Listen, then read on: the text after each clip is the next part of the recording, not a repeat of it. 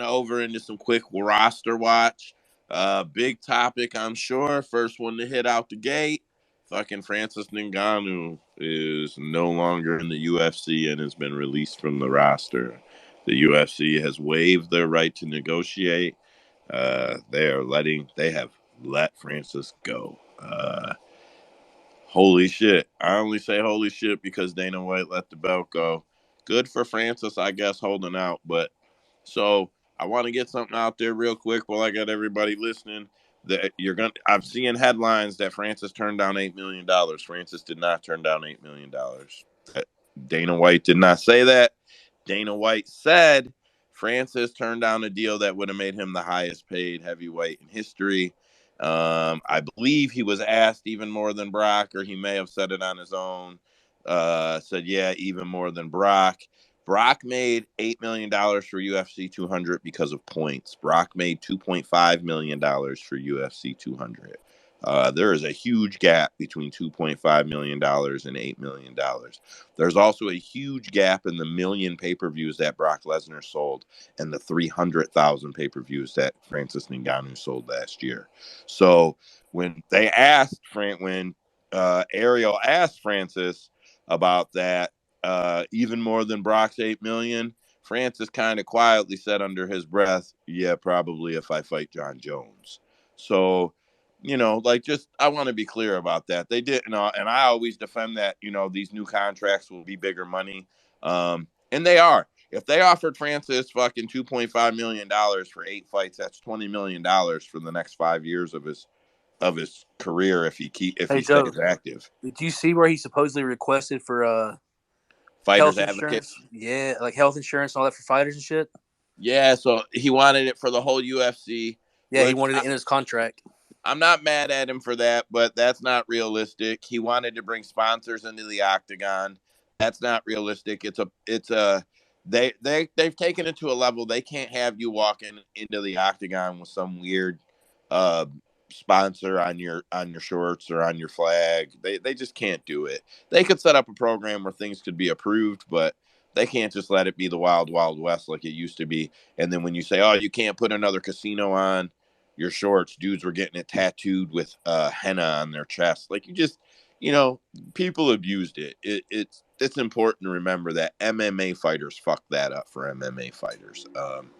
Yeah, I don't know. I don't think Francis was being realistic. He's not. People say they don't know why Tyson Fury lost interest. He lost interest because Francis doesn't sell. He doesn't. He's the biggest, scariest, Mike Tyson-iest guy the UFC has had in 10 years. He doesn't sell, man. He can't do it. So, yeah, I don't know. I think he ends up back in the UFC anyway, holds out a little longer. If he takes a boxing match and loses, like what he doesn't understand is if you're the UFC champion and you lose in a boxing match and then you come back to be UFC champion, it really devalues the company, since that is the heavyweight division of the company. I think Francis not very clear-minded on the position. He did have some what appeared to be open-minded takes, but he doesn't. You can't control a whole sport with one fighter's contract, and that's essentially what he wanted to do. Bisbing, what do you got on this? Man, I wanted to comment and challenge you on some things, but you kind of just hit it right on the head. I think that what you said is absolutely perfect. I think Francis Ngannou leaving, to a lot of MMA fans, I've seen all over Twitter, people are just saying that it's going to be the biggest loss. People fumbled, or the UFC fumbled the bag, fumbled the biggest star that they have currently, and I just don't think that's the case. I think his numbers were continuously like drawing less, and I think that he'll go on and he'll probably box. He'll probably box 1 or 2 fights, and he'll lose, and he'll make his bag that he wants to make, but that's it. That's going to be it. And his only choice is after that is going to be to go to another MMA, another MMA promotion, and he's going to dominate there. Nobody wants to watch that because they're just going to watch the highlights the next day. Nobody's going to pay for the pay-per-view to watch him dominate somebody because they know what's going to happen. They're just going to watch the highlights the next day of him knocking someone out. And he's going to come back to the UFC eventually, and he's going to realize, in my opinion, that he fumbled the bag. I really do.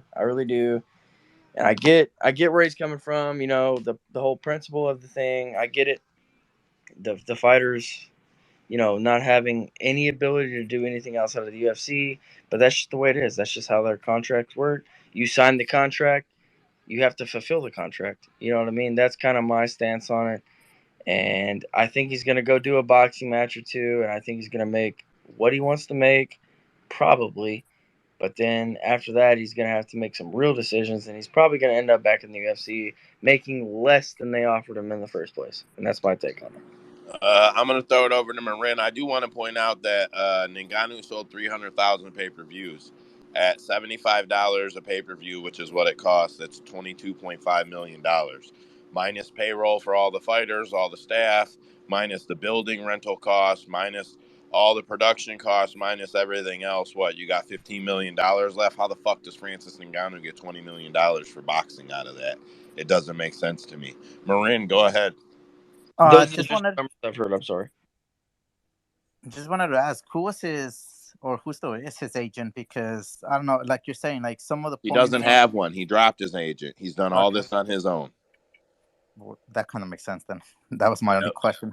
Because Putting you do have himself in a you do have box. like Ali, like I don't like Ali or some of his ideas or like how he talks or he uses his clients like Twitter accounts or shit like that. But I mean, as a businessman, like he gets his work done, you know. And then there's Malky, the other one, who I think he's the Leon Edwards one, but he also does a pretty good job. So I think he does an even better job than Ali. But yeah, there you go. There's a couple good ones. He has no one, so no one could actually give him advice, which kind of sucks. But yeah, like you're saying, he has some good ideas that could have worked, but then he has no one were so far fetched. He has a good relationship with the manager he let go, and he says he can still go to him, but Francis wants it this way. He wants it this way. So let him have it. Also, inadvertently, I don't think it was as inadvertently as they're making it out. T-Mobile Arena ran the Gone versus Jon Jones sign across the front. It's a big digital billboard that they can put whatever they want on. Directly tying it to Francis and his value, Francis will sit on the sidelines, in my opinion, and wait for this fight to happen. If there's a couple of wins here for Francis, and there's definitely a couple of losses here for Francis, in my opinion. Win one is Gone beats Jon Jones, because now Francis can claim he is the true heavyweight champion, right? He can make that claim. He can raise his value to the UFC and what he is worth. Situation number two, Jon beats Gone in a decision, calls Francis out afterward. Francis' value goes up. The hype of the fight goes up. Francis isn't going to get his way, but he's not going to get another promotion to pay for healthcare either. So he'll get more money and he'll probably take it. Third option, which is the one I think is likely, Jon Jones devastates Ciryl Gane, and doesn't give a shit about Francis Ngannou, who takes his belt and walks out. And when that happens, Francis Ngannou stocks actually plummets. Not too many people, if Jon goes out there and dominates Ciryl because Francis couldn't, and Jon is the greatest, right? It's a bad moment for Francis Ngannou. It's a holy shit, is he going to get swept under the rug moment? Like, is he going to get lost in all of this moment? Like, if Jon takes that belt, does it emphatically, especially knocks Jon out on some shit we ain't seen Jon do in a few years, right? Yeah, people are just going to say the greatest has the belt, and the greatest is the heavyweight champion of the world, and the greatest of all time is the heavyweight champion, and they're going to just move on. I really sincerely believe that. And to whoever said it, to their point, nobody's going to pay to see Francis. I think it was Bisbee. No one's going to pay to see that. They're going to watch it on the highlights. Marin, what you got? Yeah, no, just wanted to say that Wait, I mean, I don't think that John really gets weight like that. I mean, Theory kept on calling him out for light heavyweight, and he just kept on ignoring him. So that's one of the things that I did wanted to point out. But I mean, maybe this is heavyweight now, so he's gonna be up there. But yeah, like we'll see what happened. I had another thing in my mind, but I just like lost it right now. Trace, go ahead. And the reality is I mean, Jon Jones needs maybe 2 years in the heavyweight division to solidify himself as the greatest heavyweight of all time. Because I think there's only been like 3 or 4 title defenses in the heavyweight division, and that was Stipe. Well, So like he could do that. He's almost do that in 1 year. I Really, mean, he could do 3 fights in a year, and then 1 fight next year, and then he's the greatest heavyweight of all time and the greatest light heavyweight of all time. Easily the GOAT. Like solidifies that. I don't even think he needs it, bro. I think 1 or 2. I think he could win it, defend it once, and just call himself the GOAT, even at heavyweight, and nobody would argue it. Just my opinion. Yeah, but he's an egotistical motherfucker, bro. He's gonna want that title. He's gonna want to make sure that people know I got the numbers. I had the most title defenses. Nobody's better than me. Not that he's gonna do it, but he did sign a 8-fight extension, so there's no way he's fighting 8 more fights in the UFC. But he did sign an 8-fight extension, so well, that's kind of like John signing a lifetime contract at this point, right? No doubt. Letting you know if this he is where stays I'm the at. fuck out of trouble and keeps his head in the game, absolutely he can fight 8 more fights. Yeah, but that's not ever been Jon Jones' style to keep out of trouble and keep his head in the game. Actually, it was for a long time. Actually, for a long time, Actually, he when had he that clean boy image. If he does it, I'm happy. I'm happy actually to see it. to I be would love to see it. to be fair, when his head is in the sport Yeah. and he's training and doing the right thing, and honestly, if you want to be truthful, just staying the fuck out of Las Vegas, as far the fuck away from Las Vegas as possible, unless he's fighting, he's usually all right. Hey, I would Well, love to see him Well, fight 8 first more off, times in the hold UFC. on. Yeah. First off, it doesn't matter what he does, whether he fucks off or not. He's still fine. And second off, he fucks with the cops in Albuquerque all the time. That's pretty well known. That's So, what I was gonna say. Albuquerque wasn't there where he got the hit and run with the pregnant lady? And He's only been in trouble, I think, in Albuquerque like once. I think every other time he's been in Vegas. bro, there's been body cam footage of him in Albuquerque twice. Yeah. Yeah, but being drunk sitting and in his talking shit to car, cops is a trying little to bit drive different away. than fucking robbing fucking people. What do you mean? He didn't rob nobody. Yeah, bro. No, there was some rioters going on. He stopped somebody from robbing shit. Oh, that was for the 2021. Yeah, that was a complete opposite. He was actually doing some good. Didn't he have like a Grand Theft Auto charge? Yeah, but no, bro. He hit somebody and ran. It was a he had hit a hit and run. He's gone like 3 of those. He ran already. away, but he ran back and grabbed his coat though. Yeah. He didn't even check up on the pregnant lady. Either way, this may sound crazy, but I think the days of Jon Jones getting in trouble are over, bro. This man's gonna be like, what? He's still in trouble. He still got court coming, I think. Yeah, but I'm saying I'm saying further trouble. Like, yeah, I think the days of him getting in trouble are just over. I think he's getting too old for that shit. Fellas, I'm heading out. I appreciate y'all having me. I'll be back next week, hopefully. Hey, Bisbing, it was great to have you, bro. I'll try to put you on the invite list just so if you forget, it'll remind you, cool, man. It was good like talking to you, bro. Brother. You get some good takes tonight, Appreciate bro. it, y'all. Yes, you Appreciate did. it.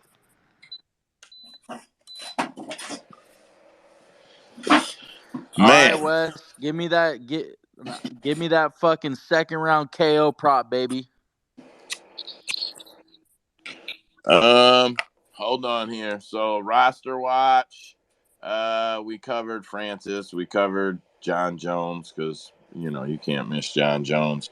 So released from the UFC, Jay Perrin got his walking papers per a tweet he made on Twitter. No surprise there. Christian Duncan got added to the UFC, and it's not even a short notice fight. It wasn't even off Dana White Contender Series. He's coming out of. Oh wait, it was off Dana White's Contender Series. I fucking lied. Go fucking bro. You don't remember that guy? Yeah, as soon as I He's could. the dude who damn near got knocked out and then pulled off a fucking knockout. Yeah, come from behind knockout. Jeff Molina was removed. Jeff Molina was removed. He was I just want to say, innocent until proven guilty. Oh, bro, he proved himself guilty. All right, then I retract my statement. That guy. Bro, he dry snitched on himself. He's the dumbest motherfucker. He will probably be what gets James Krause convicted if they want to prove inside fighting. It True. will be Jeff Molina. He's the rat, Did, boys. He's the did you snitch. did you guys saw how Cody Durden clapped back at him at one of his tweets? That was hella funny. Carlos Mota was released from the UFC. I can't even find Elvis Brenner was added to the roster. I can't even fucking figure out who that is. I can't even find the person. And then just something cool because we use the roster watch every week. The rosters watch top tweets of all time was all 5 of them were removed fighters. Sam Lv 1.9 million impressions. Nate Diaz 3.2 million impressions. TJ Dillashaw 3.3 million. Jose Alto 3.4 million, and Francis Ngannou 3.5 million. It's just hysterical that Sam Lv is fucking number 5 there. When I seen that, I'm like, yeah, everybody get a kick out of that one.